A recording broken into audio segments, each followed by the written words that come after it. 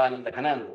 ಆನಂದ ಘನ, ಘನದ ಪರಿಪೂರ್ಣ ಅಂತ ತಿಳ್ಕೊಬೇಕು. ಘನ ಅಂತ ಎದಕ್ಕಂತೀನೋ, ಘನ ಬಹಳ ಹೆಚ್ಚಲಿಗೆ ಘನ, ಘನ ಪಂಡಿತಪ್ಪ ಅವನೇ, ಸಾಮಾನ್ಯ ಪಂಡಿತ ತಿಳ್ಕೊಂಡು ಘನ ಪಂಡಿತ, ಘನ ಘನ ಬಹಳ ಹೆಚ್ಚು, ಬಹಳ ಶ್ರೇಷ್ಠ. ಆ ಘನ ಸುಖ, ಘನಾನಂದ, ಅದು ಹೇಳ್ತಾರೆ. ಇಂಥ ಯಾವ ಆನಂದ ಸ್ವರೂಪದ ಅದರಲ್ಲೇ ಇರುವಂತ, ಅದರ ಅನುಭವಿಸುವಂತ, ಯಾವಾಗಲೂ ಎಲ್ಲ ನಿರಸನ ಮಾಡಿ ಅವಾಗಲೂ ಆನಂದಮಯ ಎಷ್ಟೋ ಬೆಳಕು ಹೋಗ್ಬೇಕು, ಎಷ್ಟೋ ಅದನ್ನು ಮಾಡ್ತಾ ಧ್ಯಾನಿಸ್ತೀವಿ ನಾವು ನಿಮಗ್ನಾಗಿ ಎಲ್ಲ ರಹಿತಾಗಿ ಇರುವಂತಹ ಏನೊಂದು ಪ್ರಯತ್ನದ ಇದಕ್ಕೆ ನಿಧಿಧ್ಯಾಸ.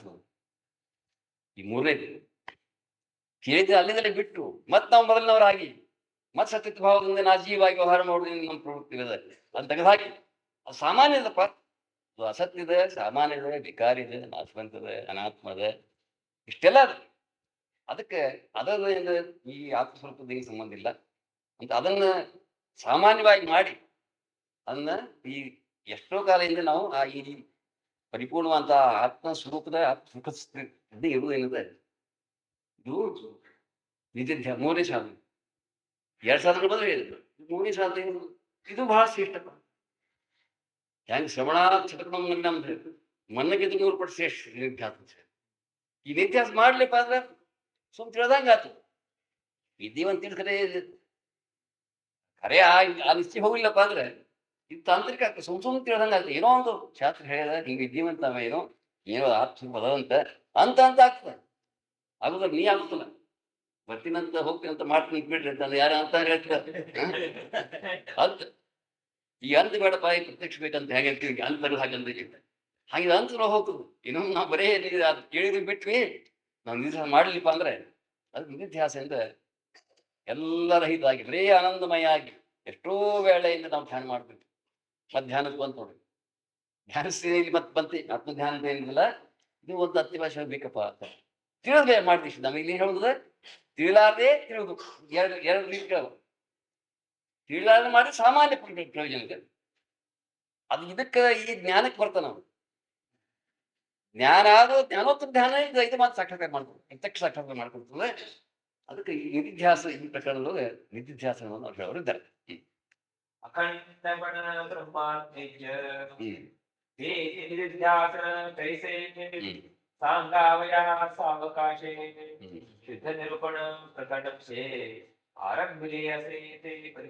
ಶುದ್ಧ ಪ್ರಕರಣಗಳು ಈ ವಿಷಯದ ಇದ್ದೀವಿ ಅಂತ ವಿಷಯವನ್ನು ತಿಳಿಸಿರ್ತಾರೆ. ಮುಖ್ಯವಾದ ವಿಷಯ ತಿಳಿತಪ್ಪ ಅಂದ್ರೆ ಮೊದಲು ವಿಷಯ ಹೇಳಿದ್ರೆ ಮುಂದೆ ಆ ರೀತಿಯಿಂದ ನಾವು ಕೇಳ್ಕೊತೀವಿ. ಈ ವಿಷಯ ಮಾಡಿ ಹೇಳಿದ್ರೆ ಏನು ಈ ವಿಷಯ ನಾವು ಹೇಳೋರಿದ್ದೀವಿ. ಈ ಆತ್ಮಧ್ಯಾನದ, ಆತ್ಮಾನುಸಂಧಾನದ, ನಿಧಿಧ್ಯಾಸನದ ನನ್ನ ಆತ್ಮಸುಖ ಯಥಾರ್ಥ ಅನುಭವತ್ವಾರ್ಥಿಗಳು ಆ ಅನುಭವ ರೂಪಂದೇ ಉಳಿದ್ರು. ಹಿಂಗೆ ಈ ನಾ ತೆಗೆದು ಹಾಕಿ ಈ ನಾಟ ಬರ್ತಾನೆ ನೋಡಿ, ಇಲ್ಲೂ ಸೇರ್ಕೊತಾನ. ನನ್ನ ಸಾಕ್ಷಾತ್ಕಾರ ಆಗಬೇಕು, ನಾ ನೋಡ್ಬೇಕು, ನಾ ತಿಳಿಬೇಕು, ನನಗೆ ನಾ ಇಪ್ಪತ್ತೊಳಗೆ ಸೇರ್ತಾನ. ಅವನ ತಲೆ ಪೂರ ತೆಗೆದು ಹಾಕೊಂಡ್ರು ಹೊಡೆದು ನುಗ್ಬೇಕು, ನಾ ಅಡಗಿಸ್ಬೇಕು, ತಾನೇ ತಾನ ಉಳಿದು ಈ ಧ್ಯಾನ ಲಕ್ಷಣಪ್ಪ ಅಂತ ತಾತ ತಿಳ್ಕೊಡ್ಬೇಕು. ಎಷ್ಟು ಶ್ರೇಷ್ಠವಾದಂಥ ಜ್ಞಾನ ಕಂಡು ಅತ್ಯಂತ ಶ್ರೇಷ್ಠವಾದಂಥ ಮಹತ್ವ ಜ್ಞಾನ. ಇದನ್ನು ತಿಳ್ಕೊಂಡೇ ಬಾ ನಮ್ಮ ಸಂವಾದ ಕೈಗೆ ಹತ್ತು ಹೊರತಾಗಿ ನಾವು ನಾ ಈ ಧ್ಯಾನ ಮಾಡ್ಲಿಕ್ಕೆ ಹೋದ್ರೆ ಎಂದೆಂದೂ ನಾ ಉಳಿತೆ ನಾವು. ನಾ ಅಂದ್ರೆ ನಾ ಹೋದಾಗ ಸಾಕ್ಷಾತ್ಕಾರ ನಾ ಹೋಗ್ಬೇಕಲ್ಲ. ಯಾವುದೇ ರೂಪದಲ್ಲಿ ಪ್ರಯತ್ನ ಮಾಡ್ತಾರ ನಾವು. ಯಾರಿಗೆ ತನ್ನ ಮರಣದ್ದು ಯಾರು ಸೇರುದು ನೋಡಿ.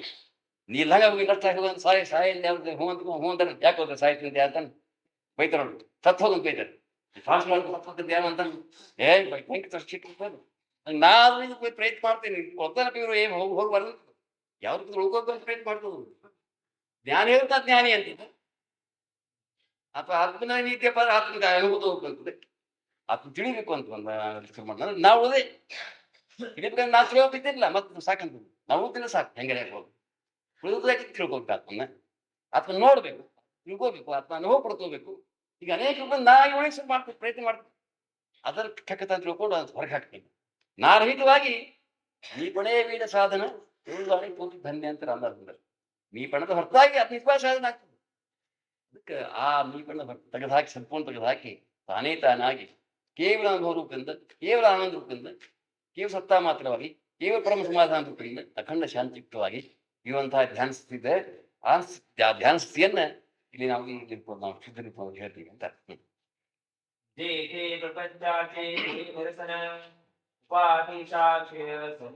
ಪ್ರಪಂಚದ ನಿರಸನ ಆಗ್ತದಪ್ಪ. ಪ್ರಪಂಚಕ್ಕೂ ಇಲ್ಲೇ ಇಲ್ಲ.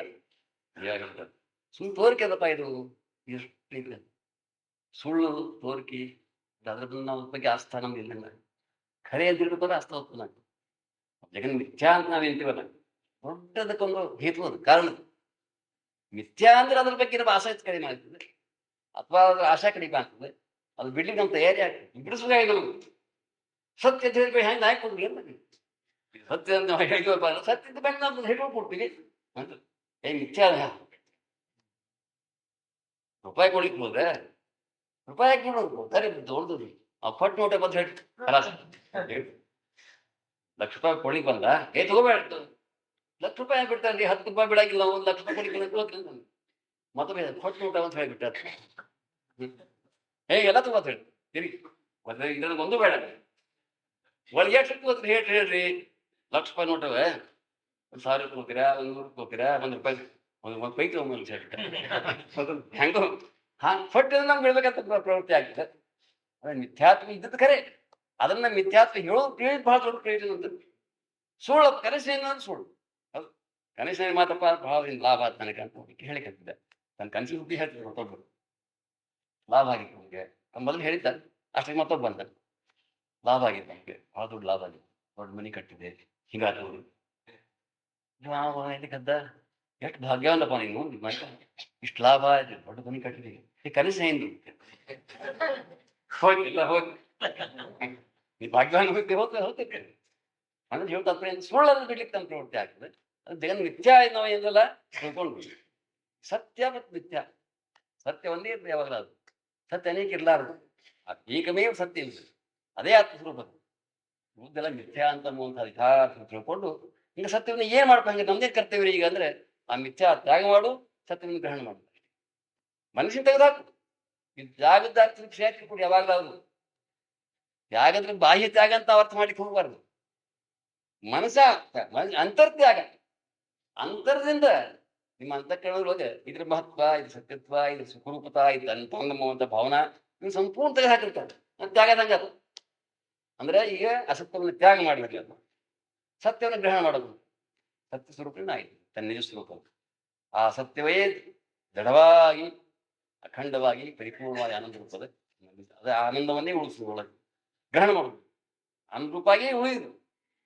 ಇದರಿಂದ ಅಸತ್ಯ ಸತ್ಯದ ಜ್ಞಾನ ಮಾಡಿದ್ಮೇಲೆ ಅಸತ್ಯ ತ್ಯಾಗ, ಸತ್ಯದ ಗ್ರಹಣ, ಇವೆರಡು ಕರ್ತವ್ಯಗಳು ಬರ್ತವೆ.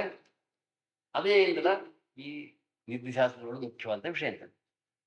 ಧ್ಯಾನ ಮಾಡೋದಪ್ಪ ಕೂತಿ ಧ್ಯಾನಕ್ಕೆ, ಅದು ಬಂತು ಇದು ಬಂತು ಮತ್ತೊಂದು ಬಂತು, ಎಷ್ಟು ಬರ್ಲಿಕ್ಕಂತ ಅಸತ್ಯ ಪ್ರವೇಶ ಆಗ್ತಾ ನೋಡು. ಹೌದಿಲ್ಲ, ಧ್ಯಾನ ಏನಪ್ಪ ಹಂಗಾರೆ, ಧ್ಯಾನ ಆತೀನಪ್ಪ, ಧ್ಯಾನ ಮುಗಿತು. ಎಷ್ಟು 2 ತಾಸು ಧ್ಯಾನ.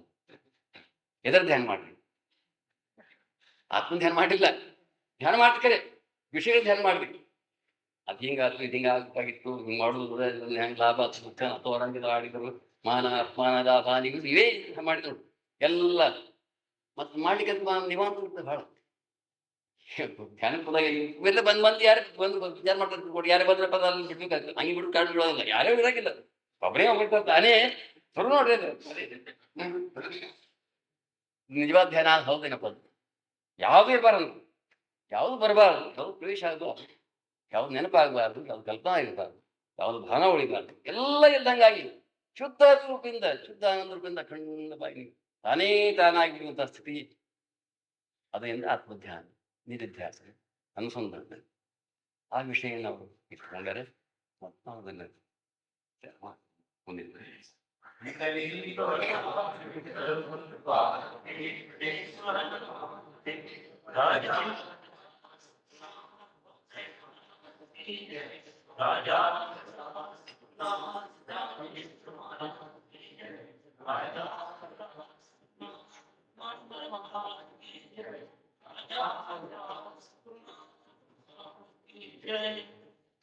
ಗಾಳಿ ಬೀಸ್ತಪ್ಪ ಅಂದ್ರೆ ಆ ಗಾಳಿ ನಮಸ್ಕಾರ, ಅಷ್ಟ ನಮಸ್ಕಾರ ಆಗ್ತಂದು ಎಷ್ಟು ಮಾಡ್ಯಾರ. ಈಗ ಹೇಳ್ತಾರೆ ಒಬ್ರು ಯಾರಾದ್ರೂ ಗುರು ಕಡೆಯಿಂದ ಊರಿಂದ ಒಬ್ರು ಬಂದ್ರಪ್ಪ ಅಂದ್ರೆ ಅಥವಾ ಗುರುಗಳು ಕಳಿಸಿಕೊಟ್ರಂತ ಒಬ್ರು ಕಳಿಸಿಕೊಟ್ರಂದ್ರೆ ನಮ್ಗೆ ಹೆಂಗ ಅನಿಸ್ತಪ್ಪ ಇಂಥ ಗುರು ಭಕ್ತಕಂದ್ರೆ ಹೆಂಗ ಎಲ್ಲ ಆಯುಷ್ಯ ಮುಗಿತೀನಿ, ಪ್ರಾಣ ಹೋಗ್ಲಿಕ್ಕೆ ಬರ್ತದೆ, ಮತ್ತೆ ಆಯುಷ್ ಸಿಗ್ತಾನೆ, ಹೆಂಗೆ ಎಷ್ಟು ಆನಂದ ಆಗ್ಬೇಕು ಅಷ್ಟು ಆನಂದ ಆಗ್ತದೆ, ಅತ್ಯಂತ ಆನಂದ ಆಗ್ತದೆ. ಗುರುಗಳ ಏನು ಅವ್ರು ಹೇಳ್ಕಳಿಸ್ಲಿ ಅಥವಾ ಮಂದಿ ಬರಲಿ ಅಥವಾ ಆ ಗುರು ಸ್ಥಾನದ ಬಗ್ಗೆ, ಗುರುಗಳು ಅಲ್ಲಿ ಶಿಷ್ಯರ ಬಗ್ಗೆ, ಗುರುಬಂಧುಗಳ ಬಗ್ಗೆ, ಗುರುಗಳ ಬಗ್ಗೆ ಇಷ್ಟು ಅತ್ಯಂತ ಪ್ರೇಮ ಅವ್ರಲ್ಲಿ ಇರ್ತದೆ ಅಂತ ಹೇಳಿ. ಹೆಂಗ ಅಥವಾ ಹೆಂಗಾಗ್ತದಪ್ಪ ಅಂದ್ರೆ, ಹೆಂಗೆ ಒಂದು ಬೆಳಿ ಒಣಗ್ಲಿಕ್ಕೆ ಹತ್ತಿರ ತೆಗೆದು ಇನ್ನೇನು ಅಷ್ಟೊಂದು ಮಳೆ ಆಗ್ತದೆ, ಸರಿಯಾಗಿ ಮಳೆ ಆಗ್ತದೆ, ಹೆಂಗ ಪ್ರಫುಲ್ಲಿತ ಆಗ್ಬೇಕು ಅಷ್ಟ ಆನಂದ ಅವಾಗ ಆಗ್ತದಂತ. ಹ್ಮ್ ಹ್ಮ್ ಹ್ಮ್ ಹ್ಮ್ ಮುಂದೆ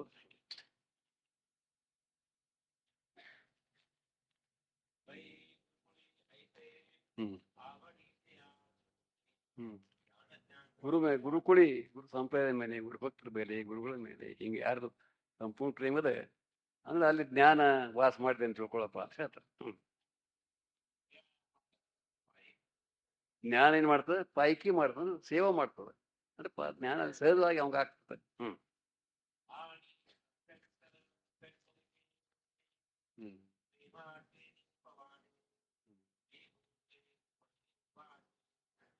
ಹ್ಮ್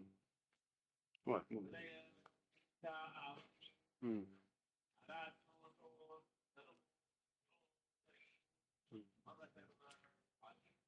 ಆರಾಧ್ಯ ಅಂದ್ರೆ ಮನುಷ್ಯನಾಗ ಭಾವಿಸ್ತಾನೆ. ಯಾಕಂದ್ರೆ ಮನುಷ್ಯ ಸ್ವಭಾವ ಹೆಂಗದಲ್ಲ, ಯಾವಾಗಲಾದರೂ ಮನುಷ್ಯರಿಂದ ಒಬ್ಬರ ಅವ್ರ ತನ್ನ ಅವರ ಒಲವಿನ ಪ್ರಕಾರ, ಸ್ವಭಾವದ ಪ್ರಕಾರ ಒಂದೊಂದಕ್ಕೊಂದು ಮಹತ್ವ ಕೊಟ್ಟಿರ್ತಾನೆ ಒಬ್ಬ ಮನುಷ್ಯನಿಗೆ. ಅವಾಗ ಒಬ್ಬ ಸಾಮಾನ್ಯವಾಗಿ ಹೇಳ್ಬೇಕಾದ್ರೆ ಒಬ್ಬ ಹುಡುಗ ಇರ್ತಾನ, ಅವ ಕ್ರಿಕೆಟ್ ಆಡುವ ಒಬ್ಬನ ಬಗ್ಗೆ ಹೇಳಿದ್ರು ತಿಳ್ಕೊಂಡು, ಅವ ಕ್ರಿಕೆಟ್ ಆಡುವ ಯಾವ ಇರ್ತಾನವ ಅವನೇ ಒಳಗೆ ಮಹತ್ವ ಕೊಡ್ತಾನ. ಅವ ಯಾವ ಒಳ್ಳೆ ಅತಿ ಪ್ರಖ್ಯಾತ ಇರ್ತಾನೆ, ಒಳ್ಳೆ ಅತ್ಯಂತ ಉತ್ತಮ ಕ್ರಿಕೆಟ್ ಯಾವ ಮಾಡ್ತಿರ್ತಾನೆ, ಅವನ ಮನಸ್ಸಿಗೆ ಯಾವ್ದು ಅವನೇ ಇರ್ತಾನೆ ಯಾವಾಗಲೂ. ಅವನ್ ಅದು ತಮ್ಮ ಹೆಂಗೋ ಅಥವಾ ಯಾರೇ ಬೇಕಾದ್ರೆ ಯಾವ ವಿಷಯ ಇರ್ತದೆ ಆ ವಿಷಯ ಏನಂದ್ರೆ ಆ ವಿಷಯದಾಗ ಅತ್ಯಂತ ಶ್ರೇಷ್ಠ ಹೇಳ್ತಾರೆ. ಹಾಗಿಲ್ಲಿ ಅಧ್ಯಾತ್ಮದ ವಿಷಯ ಒಂದು ಧ್ಯೇಯ, ಒಂದು ಯಾವಾಗ ಪ್ರಯತ್ನ ಸಾಧನ, ಯಾವಾಗ ಸರ್ವಸ್ವ ಮಾನಸಿ ಅದನ್ನೇ ಯಾವಾಗಲೂ ಮಾಡ್ತಿರೋದ್ರಿಂದ ಅಲ್ಲಿ ಏನು ಮುಖ್ಯಸ್ಥವಾಗಿ ಇದು ಎಲ್ಲ ಆಧಾರ ಗುರುನೇ ಆಧಾರ ಇರ್ತಾರೆ. ಅದಕ್ಕೆ ಆ ಗುರುಗಳ ಬಗ್ಗೆ ಅತ್ಯಂತ ಅವನಲ್ಲಿ ಪೂಜ್ಯ ಭಾವ ಇರ್ತದಪ್ಪ. ಅದು ಯಾವಾಗಲೂ ಆ ಗುರುಗಳ ಬಗ್ಗೆ ಒಂದು ವಿಚಾರ, ಶ್ರೇಷ್ಠ ವಿಚಾರ, ಶ್ರೇಷ್ಠತ್ವದ ವಿಚಾರ ಅವನ ಬುದ್ಧಿಯೊಳಗೆ ನೆಲೆಸಿರ್ತದೆ, ಸಹಜವಾಗಿ ನೆಲೆಸ್ತದೆ. ನೆಲೆಸಿತ್ತಪ್ಪ ಅಂದ್ರೆ ಅದು ಭಕ್ತಿ ಅದ ಗುರುಭಕ್ತಿ ಅಂತ ಏನು ವರ್ಣನೆ ಮಾಡಿಕತ್ತಾರೆ. ಇವು ಗುರುಭಕ್ತನ ಒಂದು ಲಕ್ಷಣಪ್ಪ ಅಂತ. ಹ್ಮ್ ಹ್ಮ್ ಹ್ಮ್ ಭಾಳ ವರ್ಣನೆ ಮಾಡಿದ್ರೆ 94 ಲಕ್ಷ ಗೋವಿಗಳು ಕಳಿಸಿ ಹೇಳ್ತಾರೆ. ಈ ಹೇಳ್ಕೋದು ಹೋದೆ ಭಾಳ ಭಾಳ ವರ್ಣನೆ ತಗೊಂಡು ಬ್ಯಾಸರ ಬೇಡ್ರಿ ಅಂತಾನೆ. ಹ್ಮ್ ಹ್ಮ್ ಹ್ಮ್ ಹ್ಮ್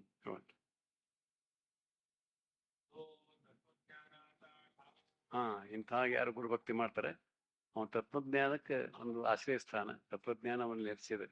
ತತ್ವಜ್ಞಾನಿ ಜ್ಞಾನಿ ಅಂತ ಅವಾಗ ಅದಕ್ಕೆ ಏನಪ್ಪ, ಯಾಕಂದ್ರೆ ಅದು ಸಂಬಂಧ ಏನಿದೆ ಗುರು ಶಿಷ್ಯ ಸಂಬಂಧ, ಜ್ಞಾನ ದೋಷದಾಗ ಹೊರತಾಗಿ ಎರಡಕ್ಕೆ ಸಂಬಂಧ ಯಾವ್ದು ಇರುವುದೇ ಇಲ್ಲ.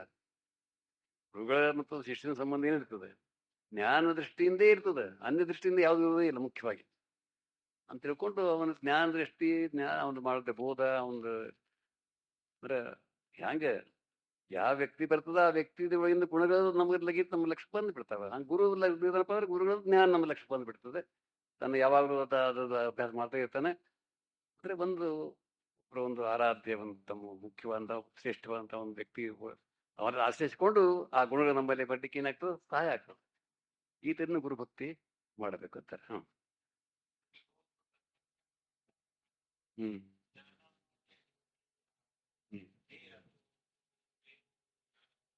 ಹ್ಮ್ ಓಕೆ. ಅದಕ್ಕೆ ಜ್ಞಾನದೇವ್ ಕಡಿಗೆ ಹೇಳ್ತ ಕಡಿಗೆ ಹೋಗಿದ್ದು ಗುರುಭಕ್ತಿ ಹೇಳಿದೆ 92 ಹೇಳಿ ಯಾಕೆ ಹೇಳಿನಪ್ಪ ಯಾಕಂತ ತೇಣೀಚಿ ಕಾರಣೆ ಆ ಗುರುಗಳ ಸಲುವಾಗಿನೇ. ಹ್ಮ್ ಸ್ಥೂಲ ಪೋಕಳಿ ಸಿರಿ ನಾವು ಬೆಳೆಸಿದ ಗುರುಗಳ ಸಲುವಾಗಿ ಬೆಳೆಸಿದ್ದು, ಗುರು ಸೇವೆಗಾಗಿ ಸಿರಿ ಬೆಳೆಸಿದ. ಹ್ಮ್ ಜ್ಞಾನದೇವ ಹಿಂಗೆ ಹೇಳ್ತಾರಪ್ಪ ಗುರುಗಳು ಇಷ್ಟು ಈ ಥರದ ಗುರುಭಕ್ತಿ ಆಚಾರ್ಯ ಉಪಾಸನ ಮತ್ತು ಈ ಲಕ್ಷಣ ಇದು ಹೇಳ್ದಂಗೆ ಆಯ್ತು. ಇನ್ನಿಲ್ಲಿ